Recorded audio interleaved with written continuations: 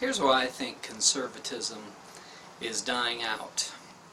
I believe that to perpetuate a philosophy, a political perspective that is so grounded in the fear and nostalgia, the desire for the past, the feeling that 1950s were a great time, it takes ignorance and it takes misinformation. So the reason that I believe that things are going to be changing is that the internet is connecting people more than they've ever been able to be connected before. So if you are only limited to the information of your immediate, family and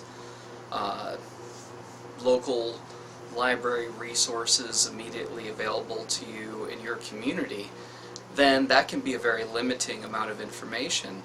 But now that people are interconnected, there is going to be a much harder time perpetuating ignorance, because there is a much higher degree of racism within the conservative movement.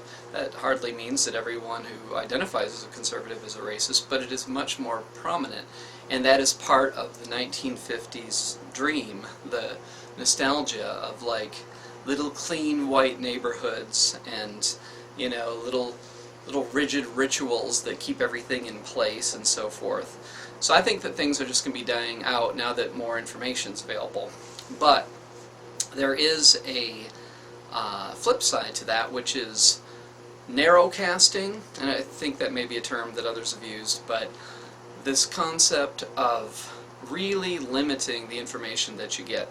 I was watching Mike Huckabee earlier this afternoon while Amanda cut my hair in the living room, and that audience is really just, this is what got me thinking about the dying out of the conservatism. That audience looks like they're dying out, and just the whole feeling of what goes on. It's a show on Fox News.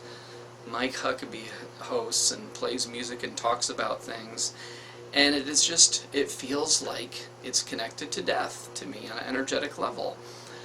But the thing is, with narrowcasting, as I'm using the term, which may be using it incorrectly, but really limiting the information that you take in to only getting your news from Fox News, only visiting conservative blogs or whatever on the web, you still can limit yourself despite all the information that's available. So I think that that will perpetuate conservatism for a while, but little by little I think each generation is being awakened, and I think that the ideals that go along with the dark side of conservatism are just not going to be cool anymore. They're not going to be strong enough to continue through multiple generations. And it was a lot easier to perpetuate ignorance in the past because people could keep things close to home, close to church, close to their rigid schools that don't teach anything that's very threatening, So that's going to be changing. And I believe that the Tea Party thing, it's so stupid. Like, they'll get upset about whatever they can find just because they want to be angry that they're dying out. And I think this happens if there's a system that is dying out and it knows it's on its last legs and it knows that death is imminent. It can become like a cornered animal that becomes aggressive and vicious. And whether it's Fox News or other mainstream media, CNN, MSNBC, they all latch on that and they give it a lot of energy because it's drama, it's conflict, it's something that arouses the senses and makes you feel something. But it's really not that big of a deal, because it's a very, very small percentage of people that actually, take the time to go out and do these things, while the rest of the people watch it and have their vicarious experiences. So a lot of times when something is on its, it's when it's facing its death, it can be very nasty. And so I think that's related to why we've seen a lot of nastiness coming out.